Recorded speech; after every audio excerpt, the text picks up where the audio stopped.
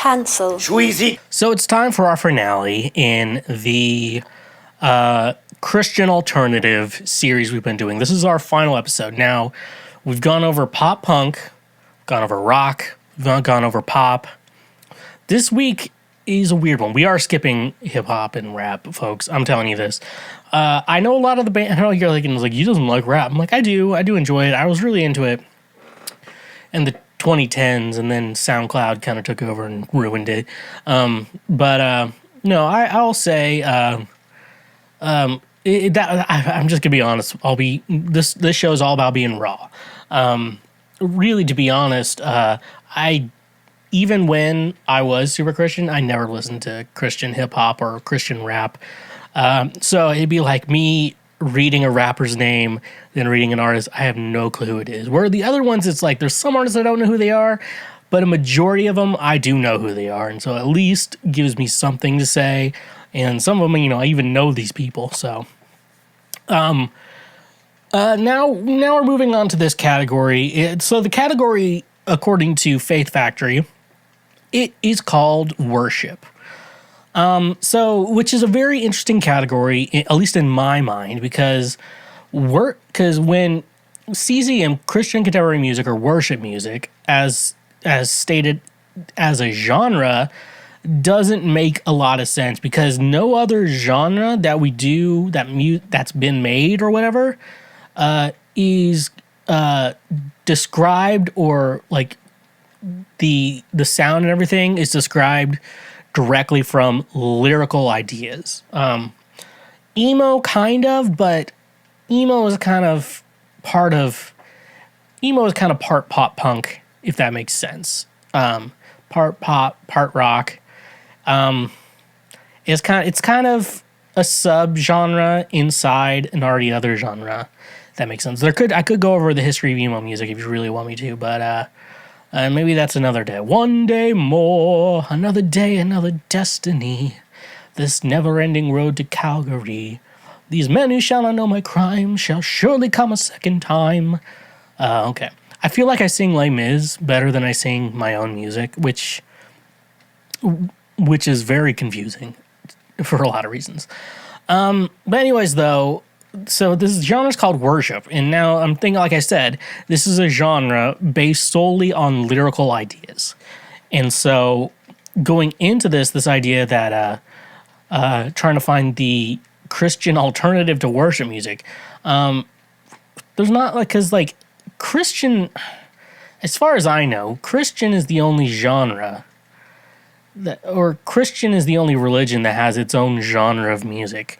Like, there's not Jew music. I mean, okay, and okay, I'm going back, because I think, of course, that's more like that's okay, a whole other thing. But this is like white people in the last 50 years, if that makes sense. So really, it's almost like they created an opposite list of like Christian art, like mainstream alternatives to your favorite Christian artist.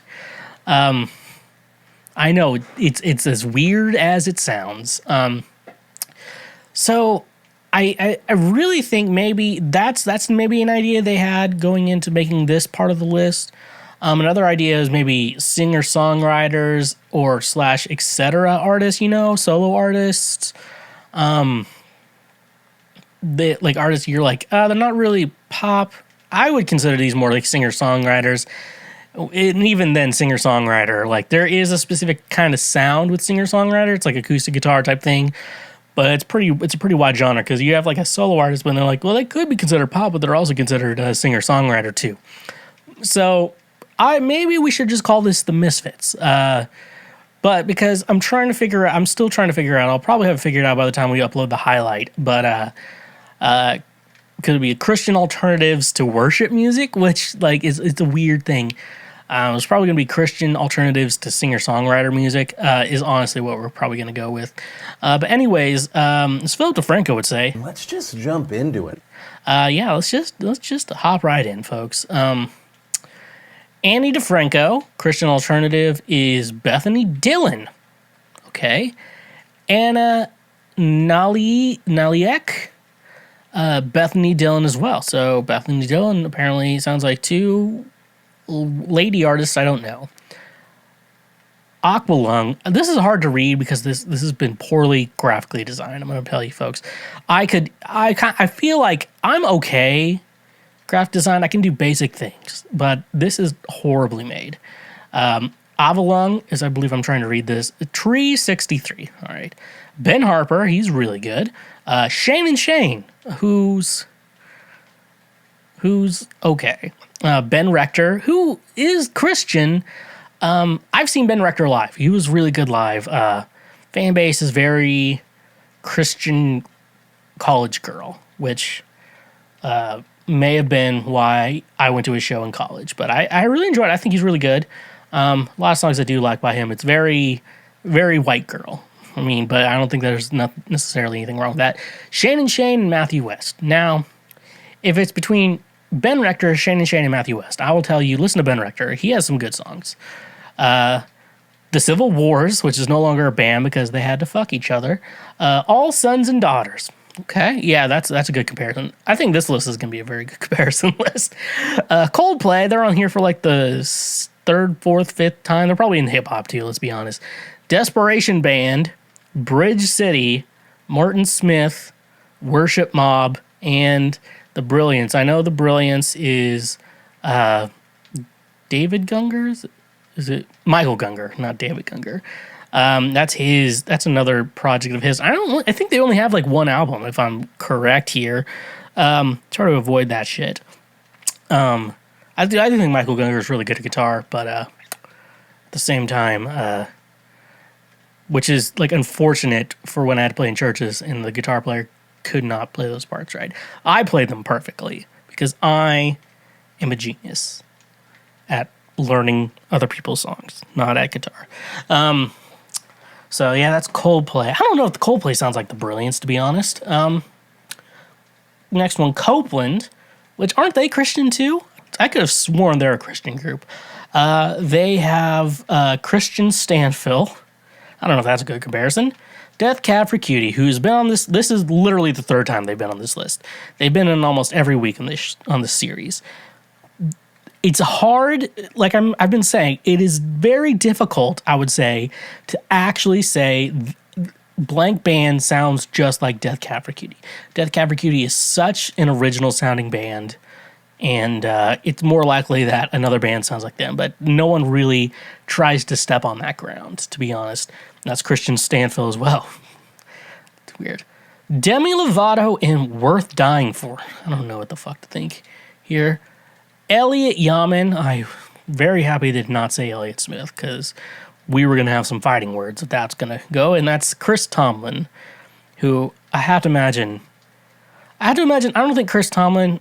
I'm trying to imagine meeting him because I met a lot of people like Chris Tomlin. I have to imagine he'd be a pain to work with, but to talk is not a big thing. But also, he's the kind of guy I think I would bring up the four-stroke guy, which if those of you who don't know, whenever I get into conversations with the type of person who tries to sound smart but really isn't that smart, like they bring up Machiavelli or that's very Machiavelli of you or whatever, and I'm like, and I read Machiavelli's The Prince in college, and because I had to. And so then I like to bring up, and when anytime brings it up, oh, have you read The Prince by Machiavelli? And everyone who says, like, that's very Machiavelli of you. And every time I've asked, have you read The Prince? And they've all said no. But I have read it. Because I'm basically the smartest person you've ever known. Basically, those type of people are who I'm talking about. And every time, I always bring up the four-stroke guy, which for those of you who don't know who the four-stroke guy is, I could play the video, but I'd rather describe it. He describes for a couple minutes, and honestly, when you watch it, it's like, this is way too long. He describes that he smoked some meth, and then he jacked off, and in 4 strokes, that's why he's called the four-stroke guy, he came with the biggest load that he's ever done. And then he told his brother about it. His brother didn't believe him, so then his brother tried it, and he blew the fattest load in 4 strokes as well. He jacked off in 4 strokes. Couldn't believe it with my eyes. And so I like to bring that up when people get a little chummy with me. And I think it is the funniest shit ever. Eric Clapton. How is Eric Clapton on it? I don't know. The only way we can get Eric Clapton to get the vaccine is if we call the vaccine George Harrison's wife. Brenton Brown. I don't care. Fall Out Boy. Why the fuck is Fall Out Boy on this list? They've been on Fall Out Boy's been on too many of these lists. Okay, we gotta pick a genre for Fall Out Boy. Acquire the Fire, which sometimes someone tells me their band's name and I'm like, your band sucks. If you tell me your band name and I can immediately tell your band sucks, don't be in a band. Hillsong United, what the fuck? Why is Hillsong United on the mainstream side? Because Justin Bieber likes them? What the fuck? No Hope City. What? No as in K-N-O-W, but it sounds like No Hope City. What the fuck? Iron and Wine. Literally the worst concert I've ever been to was an Iron and Wine concert. One, because Iron and Wine, I guess the guy's name is Sam or whatever. Good name. But he kind of half-assed it, and the audience was pretty pretentious. And he's like, no, we're going to play some older stuff. And then the audience lost their fucking mind. I'm like, this is the worst concert I've ever been to. Compared to the Brilliance, I can see that. I was, surprisingly, and I guess, I don't think Iron and Wine is bad, but that show left such a bad taste in my mouth. It was, the Brilliance. And I think I only went to that show because I had some friends opening up for them. That was the weird thing. James Morrison, Matt Papa, okay. That's a weird. Jason Mraz, and Tim Timmons. I feel like some people are like, let's have the first and last name. For some reason that's gonna be an artist's name. My last name is Schwegler, okay? First name is Sam, and I used to be the Sam Schwegler Project. And I realized that name was stupid, and I kind of wanted to change sounds. So I went with Schweezy, because that's a way better. It's short, it's one word, it's perfect. But Tim Timmons, Philip Phillips, shit like that. It's just weird, okay? Kings of Leon, okay? I don't know. I don't even know what I'm doing right now. I'm just mad at the Kings of Leon for some reason. Mount Juliet, Tennessee. The Never Claim. I don't even know who the fuck they are. I'm just mad. Why am I just acting upset about this? Lifehouse, who is a Christian band, or at least they are Christian. Aaron Shoes, I think actually I kind of like him. Hillsong United, Jeff Deo. The Lumineers. Now, no one should listen to the Lumineers. That's my opinion. As Tom Haverford from Parks and Recreation once said, I once accidentally downloaded a Lumineer song. I had to throw out my whole computer just in case. And I'm honestly like, that makes sense. Hey, if you make music like that, shut the fuck up. And that's Crowder. Not the David Crowder band or David Crowder. It's just called Crowder. Which I know my friend Josh Casey, who I haven't talked about him in a while, but I will say he is a liar. Registered liar, Joshua Casey. He says David Crowder band or Crowder was better than what his actual band side project was, but I can't remember the name they went by. And we're moving on. Macmillan, we got Roger Williams and the All Mixed Up Quartet. The All Mixed Up Quartet, obviously, I know that whole thing, I'm done. Michael Bublé and Joel Hinkle. I like Michael Bublé, but it's also, very, it's like tuxedo music, if that makes sense. Michael Bublé is tuxedo music. And it upsets me that there's a Christian version of that. Muse and Gunger.